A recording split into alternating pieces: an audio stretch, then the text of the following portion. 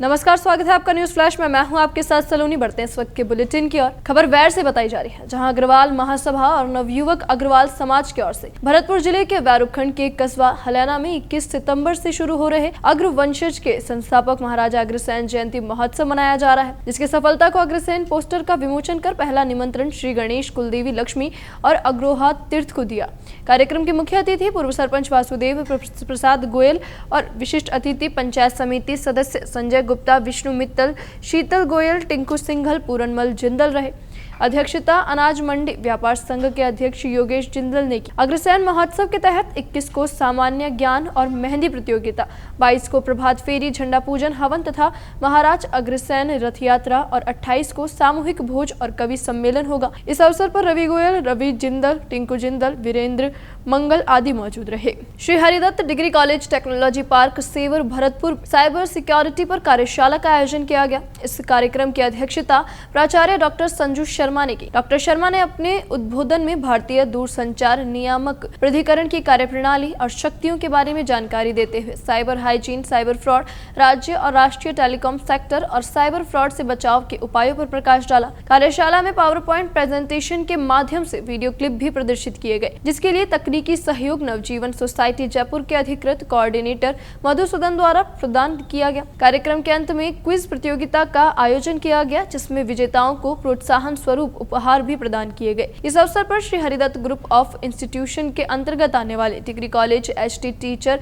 Training college, Haridwar college of pharmacy और technology park yoga teacher training college के शिक्षक और छात्र छात्राओं ने उत्साह पूर्वक भाग लिया। कार्यशाला में डॉक्टर गीता माथुर, डॉक्टर पुष्पा, अशोक गुर्जर, राजपाल बनवारी, सुनील, मीरा शर्मा, राम मोहन सहित अनेक गणमान्य व्यक्तियों की उपस्थिति रही। बौराश तालाब से हुई त्रासदी में सबसे ज्यादा स्वास्तिक नगर के लोग प्रभावित हुए हैं। घरों में पानी भरने और सामान के बह जाने से काफी नुकसान हुआ है, जिसको लेकर अजमेर प्रेस क्लब और एक पहल सेवा संस्थान ने स्वास्तिक नगर जाकर पीड़ित लोगों से मुलाकात की और उन्हें कंबल और टोस्ट का वितरण किया।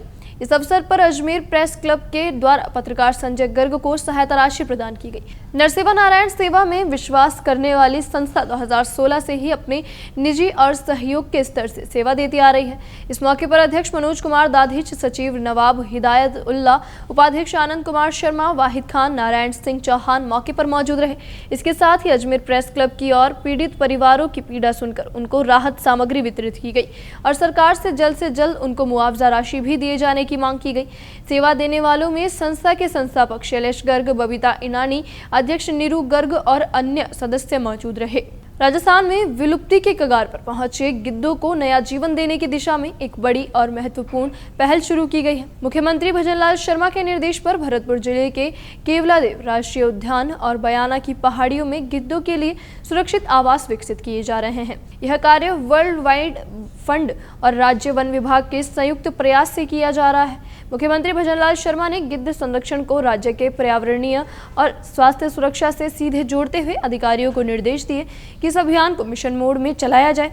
उन्होंने कहा कि गिद्ध सिर्फ पक्षी नहीं बल्कि प्रकृति के जरूरी सफाई कर्मी हैं, जो मानव जीवन के लिए भी अत्यंत उपयोगी है।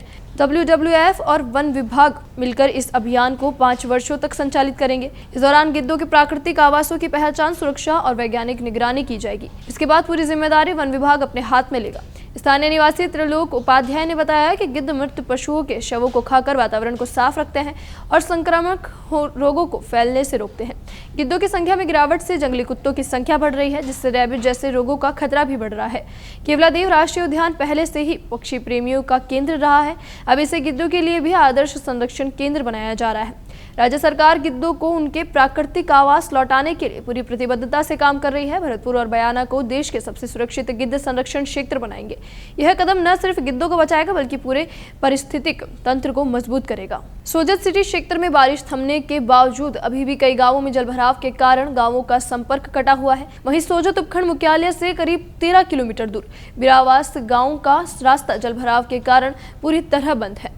बिरावास से रूपावास जाने वाला मार्ग अभी भी जलभराव के कारण बंद है। ग्रामीणों का कहना है कि यह स्थिति हर साल होती है और पुल के निर्माण को लेकर विधायक शोभा चौहान से कई बार मांग भी की, लेकिन ध्यान नहीं दिया गया।